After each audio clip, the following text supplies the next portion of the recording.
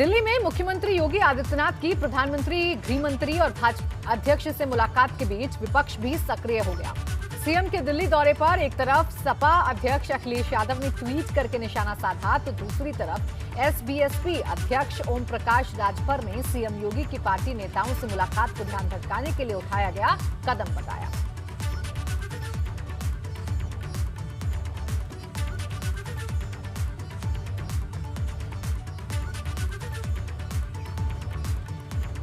तो आपको बता दें, एक तरफ आज मुख्यमंत्री योगी आदित्यनाथ दिल्ली में मौजूद रहे और उन्होंने प्रधानमंत्री समेत तमाम दिग्गज नेताओं से मुलाकात की, तो वहीं दूसरी ही तरफ ओम प्रकाश राजभर ने इस मुलाकात पर, इस दौरे पर निशाना साधा और इसे मुद्दा भटकाने की राजनीति बताया। दिल्ली में भाजपा आलाकमान और मुख्यमंत्री के बीच 2 दिनों तक चले मुलाकातों के दौर के बाद विपक्ष ने भाजपा के खिलाफ जुबानी हमले तेज कर दिए हैं। ओम प्रकाश राजभर ने दिल्ली में भाजपा नेताओं से मुलाकातों के इस सिलसिले को ध्यान भटकाने की कोशिश, तो समाजवादी पार्टी से कुछ और ही शक्ल देने में जुट गई। कि दिल्ली तक जो हलचल हो रही है, ये उत्तर प्रदेश के लोगों का ध्यान भटकाने के लिए, जो महंगाई आसमान छू रही है, जो यहाँ भ्रष्टाचार है, गुंडा राज है, माफिया राज है, इससे ध्यान भटकाने के लिए ये ड्रामा हो रहा है लखनऊ से दिल्ली तक। की बीजेपी और दिल्ली की बीजेपी में घमासान जारी है। दोनों के बीच में सुलह की मीटिंगों का दौर भी जारी है। अब दिक्कत यह है कि उत्तर प्रदेश की बीजेपी पे लगता है दिल्ली की बीजेपी भारी दिखाई दे रही है। जिस तरह से बॉडी लैंग्वेज मिलने की अगर दोनों की आप देखेंगे तो ऐसा लगता है कि केंद्र की बीजेपी उत्तर प्रदेश की बीजेपी भी भारी दिखाई दे रही है और उत्तर प्रदेश की बीजेपी में केंद्र फैसले ले रही है।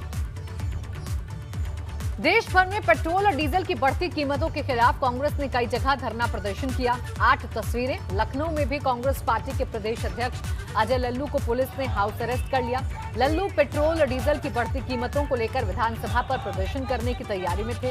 इसी के मद्देनजर अजय कुमार लल्लू के विधायक आवास के बाहर पुलिस के जवानों को तैनात किया गया। नोएडा के सेक्टर 12 में पेट्रोल पंप पर कांग्रेसी कार्यकर्ताओं ने बढ़ते पेट्रोल, डीजल और सब्जी के दामों को लेकर विरोध प्रदर्शन किया। मथुरा में डीजल, पेट्रोल और रसोई गैस की कीमतों में लगातार वृद्धि को लेकर कांग्रेसियों ने कलेक्ट्रेट पर प्रदर्शन किया। कांग्रेस का कहना है कि देश कोरोना महामारी से जूझ रहा है और सरकार लगातार महंगाई की मार जनता पर डाल रही है। प्रयागराज में भी कांग्रेस के कार्यकर्ताओं ने प्रदर्शन किया और इस दौरान पुलिस ने करीब 50 कार्यकर्ताओं को हिरासत में लिया। बिजनौर में कांग्रेस पार्टी के जिला उपाध्यक्ष मुनेश त्यागी की अध्यक्षता में आज कांग्रेस के कार्यकर्ताओं ने बिजनौर के 119 पौड़ी दिल्ली राजमार्ग पर पहुंचकर पेट्रोल पंप पर तेल के बढ़ते दामों को लेकर प्रदर्शन किया। सोनभद्र में जिला मुख्यालय पर प्रदर्शन करने जा रहे कांग्रेसियों को पुलिस ने रोका। उत्तराखंड में भी सभी 70 विधानसभाओं में कांग्रेस ने पेट्रोल पंपों के बाहर प्रदर्शन किया। कांग्रेस का आरोप है कि केंद्र सरकार ने सत्ता में आने से पहले महंगाई को कम करने का वादा किया था, जो पूरा नहीं हो रहा।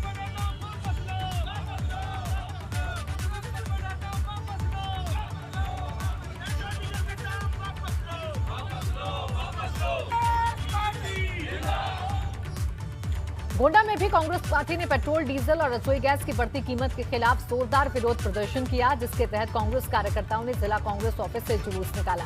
हालांकि पुलिस ने जुलूस के 100 मीटर की दूरी पर ही रोक लिया और कांग्रेस कार्यकर्ताओं को महराजगंज पुलिस चौकी में बैठा दिया, जहां पर कांग्रेस कार्यकर्ताओं की नारेबाजी जारी रही। वहीं पुलिस ने इस दौरान कांग्रेस जिलाध्यक्ष वीरेंद्र पटेल समेत कई कार्यकर्ताओं को भी हिरासत में ले लिया। डीजल और पेट्रोल के उस पर धरना प्रदर्शन किया जा रहा है। माननीय प्रियंका गांधी उत्तर प्रदेश प्रभारी और अजय कुमार लल्लू जी के आह्वान पर पूरे जिले में और पूरे प्रदेश में महंगाई के लेकर धरना प्रदर्शन किया जा रहा है। हम लोग अपने भवन से निकले और शासन प्रशासन, योगी की सरकार, पुलिस हम लोगों को रास्ते में रोक लिया। हम लोगों को पेट्रोल पंप पे धरना प्रदर्शन करना था, लेकिन यहाँ की प्रशासन, पुलिस और योगी की सरकार जो है, पुलिस है, इन लोगों ने हमको आगे नहीं जाने दिया।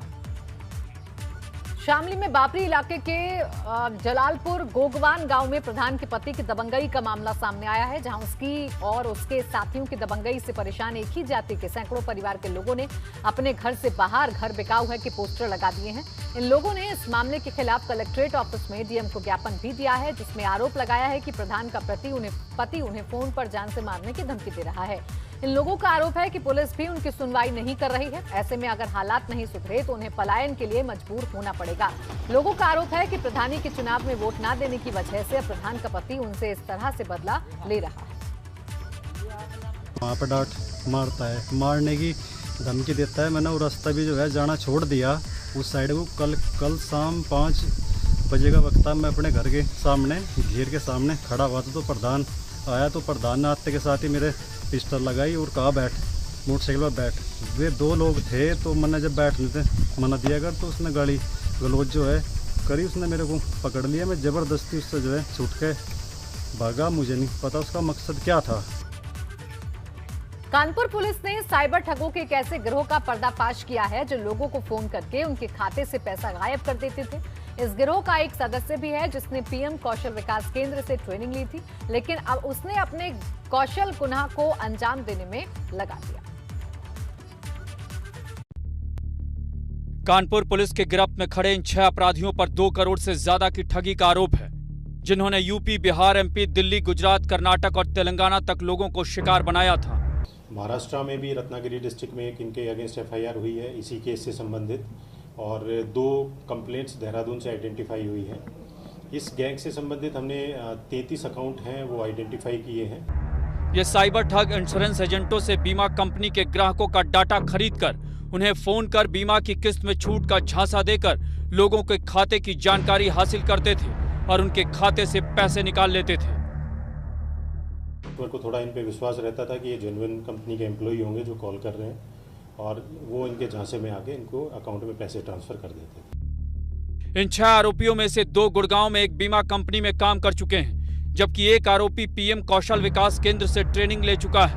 और अब पुलिस उन लोगों के खिलाफ भी कार्रवाई करने वाली है जिन्होंने ठगों के इस गिरोह को बीमा कंपनी के ग्राहकों का गोपनीय डाटा बेचा था।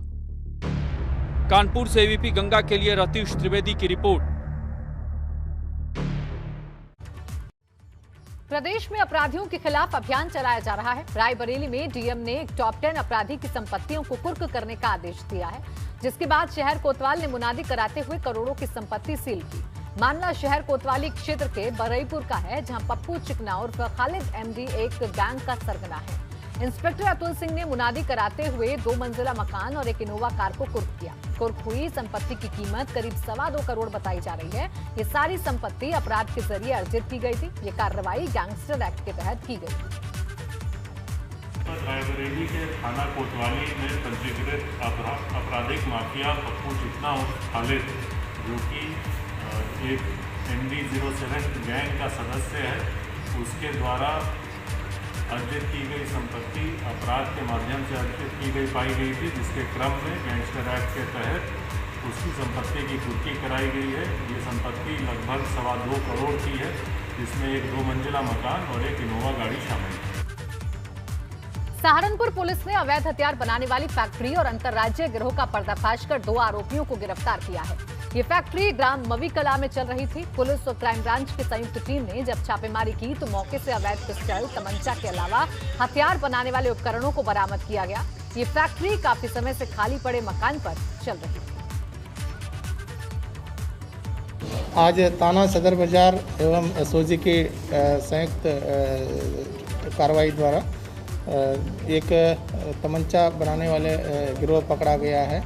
इसमें 2 शातिर अभियुक्तों का गिरफ्तारी हुई है और इनके कब्जे से तमाम जो तमंचा जो देसी तरीके से बनाते थे उसका उपकरण मिला है, रॉ मटेरियल्स मिला है।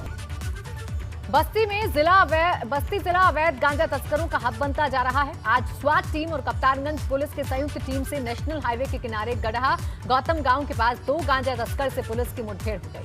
इस मुठभेड़ के दौरान दोनों गांजा तस्कर को पुलिस ने गिरफ्तार कर जेल भेज दिया। अवैध गांजा तस्करों के पास से लगभग 22 किलो गांजा बरामद हुआ है, जिसका अंतर्राष्ट्रीय बाजार में कीमत लगभग 4,40,000 रुपए बताई जा रही है। साथ ही पुलिस ने बरामदगी में एक बाइक और एक देसी तमंचा, एक खाली खोखा कारतूस, एक जिंदा कारतूस और 2 मोबाइल फोन पुलिस ने बरामद किए। कल रात्रि 1:30 बजे थाना कप्तानगंज की पुलिस और स्वाट टीम और सर्विलांस की टीम के साथ में अपराधियों की मुठभेड़ हुई, जिसके बाद इन अपराधियों को गिरफ्तार किया गया। 2 अपराधी गिरफ्तार हैं, जिनके कब्जे से एक अवैध हथियार और 22 किलो गांजा बरामद हुआ है। ये अपराधी, जिसमें से एक अपराधी रवि चौहान हरेला थाने का निवासी है और एक पालजी गौतम वाटरगंज थाने का निवासी है। ये बाइक से जा रहे थे और इनको जब रोका गया तो भागने लगे। बाद मुठभेड़ इनसे इनकी गिरफ्तारी की गई है। इनसे प्राप्त जो गांजा है उसके आधार पर एनडीपीएस का अभियोग पंजीकृत है। इनके ऊपर आगे नेशनल की कार्रवाई की जाएगी। फर्रुखाबाद पुलिस ने दौलतपुर चकई तिराहे पर एक जीप में सवार 4 लोगों को गिरफ्तार कर उनके कब्जे से 1 कुंटल गांजा बरामद किया है। पुलिस अधीक्षक अशोक कुमार मीणा ने बताया कि बृहस्पतिवार रात पुलिस को सूचना मिली थी कि एक स्कॉर्पियो जीप में भारी मात्रा में गांजा लेकर कुछ लोग तस्करी के लिए दिल्ली जा रहे हैं। राजेपुर के थाना प्रभारी देवेश कुमार ने घेराबंदी कर तस्करों को गिरफ्तार कर गांजा बरामद किया। पुलिस ने कार सवार सहित 40 लाख रुपए कीमत का गांजा बरामद किया।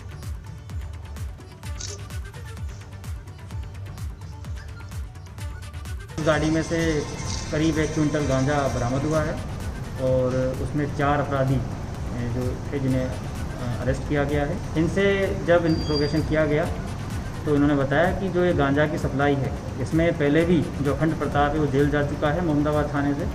पहले भी 1 क्विंटल गांजे के साथ ये पकड़े गए थे और उसके बाद ये यहाँ पर लाकर छोटी छोटी क्वांटिटी में इसे हरियाणा, यूपी, राजस्थान के जगहों पर इसको सप्लाई करते थे। गाजियाबाद के मोदीनगर इलाके के खंजरपुर गांव में 2 दिन पहले किसान की हत्या के मामले का पुलिस ने खुलासा कर दिया। पुलिस ने वारदात का खुलासा करते हुए बताया कि टीटू नाम के किसान की हत्या किसी और ने नहीं बल्कि उसके ही इकलौते बेटे ने की थी। पुलिस ने बताया कि मृतक टीटू के बेटे विकास चौधरी ने अपने साथियों को पैसे का लालच देकर अपने पिता की हत्या करवा दी। पुलिस के मुताबिक पिता और बेटे के बीच संपत्ति का विवाद चल रहा था। मृतक टीटू संपत्ति बेचना चाहता था जबकि विकास चौधरी इसके खिलाफ था। इसी वजह से विकास चौधरी ने अपने पिता की हत्या की पूरी साजिश रची थी। दिन पहले रात में एक घटना हुई थी जिसमें टीटू जो कि ग्राम खंजरपुर के निवासी थे, उनकी उम्र लगभग 45 वर्ष थी। उनकी कुछ लोगों ने कई गोलियां उनके छाती पर मारी थी, छाती पर और पेट पर, जिससे अधिक रक्त बह जाने के कारण उनकी मृत्यु हो गई थी। तो इसमें तभी से कई टीमें इसमें लगी हुई थी। बहुत अच्छा काम हमारे सीओ साहब ने और SHO मोदीनगर ने किया है इस पूरे केस में, क्योंकि उसी दिन से रात से ही लगातार हमारी टीमें काम कर रही थी। FSL भी वहाँ पर आई थी, वहाँ से घटना स्थल से सैंपल्स उठाए थे। तो इसमें हमने घटना का आज पूरा अनावरण किया जा रहा है। इसमें 3 अभियुक्त गिरफ्तार किए गए हैं। एटा पुलिस को बड़ी कामयाबी मिली। कोतवाली नगर पुलिस ने एटा में एक बड़े ऑटो लिफ्टर गैंग का पर्दाफाश किया। पुलिस ने इस गिरोह के 5 शातिर बदमाशों को गिरफ्तार किया, जिनसे 11 बाइक, लूटे गए 2 मोबाइल फोन, 3 अवैध तमंचे और कारतूस बरामद किए हैं। पूछताछ में इस गैंग के बदमाशों ने बताया कि उन्होंने ये बाइक एटा और आसपास के जिलों से चोरी की है और उन्हें बेचने के लिए ही एटा में इकट्ठा हुए थे। वहीं इसके पहले ही ये बाइक बेच पाते एटा पुलिस ने इन्हें गिरफ्तार कर लिया। कोतवाली नगर क्षेत्र में क्षेत्राधिकारी नगर और इंस्पेक्टर कोतवाली के नेतृत्व में पुलिस की टीम ने 11 मोटरसाइकिलों को जो विभिन्न चोरी और लूट की घटनाओं से संबंधित हैं उसको बरामद करने में कामयाबी हासिल की है। 4 अभियुक्तों की इनके द्वारा गिरफ्तारी की गई है। इनके कब्जे से 2 मोबाइल फ़ोन लूटे हुए वह भी बरामद हुए हैं। इस प्रकार से इनका यह नेटवर्क पुलिस के द्वारा क्रैक किया गया है। झांसी के SSP ने फरियादियों के लिए ऐसी पहल की है जो आज से ना तो आपने पहले कभी देखी होगी और ना ही सुनी होगी। आखिर क्या है ये पहल, देखिए।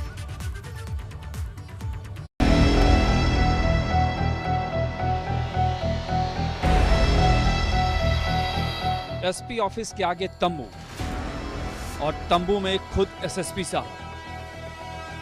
एक बार तो देखकर ये लगेगा कि यहाँ किसी धरने की तैयारी हो रही है, लेकिन यहाँ तो मसला इससे बिल्कुल अलग है। शायद इसी को कहते हैं आम जनता के प्रति सेवा और जमीनी जिम्मेदारी के लिए शासन से लेकर पुलिस प्रशासन का रेड कारपेट और AC कल्चर छोड़कर जमीन पर करना। ये झांसी SSP ऑफिस की तस्वीरें हैं और इन तस्वीरों को देखकर भला कौन कहेगा कि खाकी सिर्फ खौफ का पर्याय होती है, क्योंकि यहाँ तो SSP साहब ने खुद AC ऑफिस की बजाय फरियादियों की सुनवाई के लिए परिसर में ही बाहर तंबू तान कर जम गए हैं। उनका पूरा स्टाफ यहीं उनके साथ काम कर रहा है। SSP साहब का मानना है कि पुलिस की इस पहल से लोग बेरोक टोक उनसे मिलकर अपनी फरियाद सुना सकते हैं।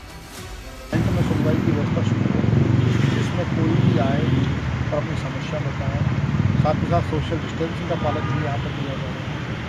तो निश्चित रूप से पुलिस आपके द्वार एक योजना के तहत झांसी में पुलिसिंग में बेहतर पुलिसिंग करने का प्रयास हम लोग शुरू कर रहे हैं। बहरहाल पुलिस हो या प्रशासन, ऐसी पहल न सिर्फ लोकतंत्र को मजबूत बनाती है, बल्कि ये हनक की बजाय लोगों के प्रति हमदर्दी, हिम्मत और उनकी हौसला अफजाई भी करती है। Bureau report, ABP Ganga. पंचायतों में ग्राम प्रधान समेत कई और पदों के लिए कल दोबारा मतदान होना है। यूपी में कल यानी शनिवार को कुल 1,40,000 खाली पदों पर मतदान होगा है, जिसके लिए तैयारियां पूरी हो चुकी हैं। लेकिन कल होने वाले मतदान में सोशल डिस्टेंसिंग और कोरोना नियमों का पालन करवाना सबसे बड़ी चुनौती होगी। गोरखपुर में भी प्रशासन ने चुनाव की तैयारी पूरी कर ली है। जिले के कुल 155 बूथों पर कल 74,000 मतदाता वोट डालेंगे।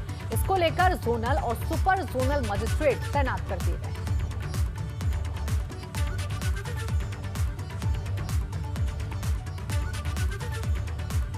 यूपी में कुल 1,40,000 सीटें हैं जिन पर चुनाव होना है। इसमें ग्राम पंचायत सदस्य, क्षेत्र पंचायत सदस्य और बीडीसी के पदों के लिए वोट पड़ने हैं। और आपको बता दें, चूँकि पिछली बार जो मुख्य चुनाव हुए थे पंचायत के, उसमें सोशल डिस्टेंसिंग को मेंटेन कर पाना एक बड़ी चुनौती रही है। इसलिए इस बार भी चूँकि कोरोना अभी पूरी तरह से गया नहीं है, जिला प्रशासन के लिए इस चुनाव को संपन्न कराना एक बड़ी चुनौती के रूप में सामने आ रहा है। नीरज श्रीवास्तव, एबीपी गंगा, गोरखपुर। पूर्व केंद्रीय मंत्री और सुल्तानपुर की सांसद मेनका संजय गांधी ने आज सुल्तानपुर के प्राथमिक स्वास्थ्य केंद्र सेमरी, सामुदायिक स्वास्थ्य केंद्र कुरूभार और जिला अस्पताल सुल्तानपुर की चिकित्सा सुविधाओं का निरीक्षण कर लोगों से मुलाकात की, जिसमें जिला अस्पताल में चिकित्सकों की संख्या बढ़ाने और रक्षा मंत्रालय की तरफ से लगाए जाने वाले ऑक्सीजन प्लांट पर चर्चा की। वहीं सांसद मेनका गांधी ने नगर के सौंदर्यकरण को लेकर पटरी दुकानदारों और विस्थापित करने के लिए जिलाधिकारी को 2 महीने का समय भी दिया है। अभी तीसरे लहर के लिए तैयारी सीएमओ साहब बताएंगे कि एक तो हमने बच्चों का जो वार्ड है उसमें पूरा का पूरा तैयार ऑक्सीजन पाइपलाइंस लगा दिए। डीएम साहब ने डीआरडीओ से वो ऑक्सीजन का वो जो अभी आ रहा है वो भी तैयार हो जाएगा। बीर सिंहपुर को हम खुलवा रहे हैं 10 दिन में, और कोशिश है कि डॉक्टर वहाँ पहुँच जाए।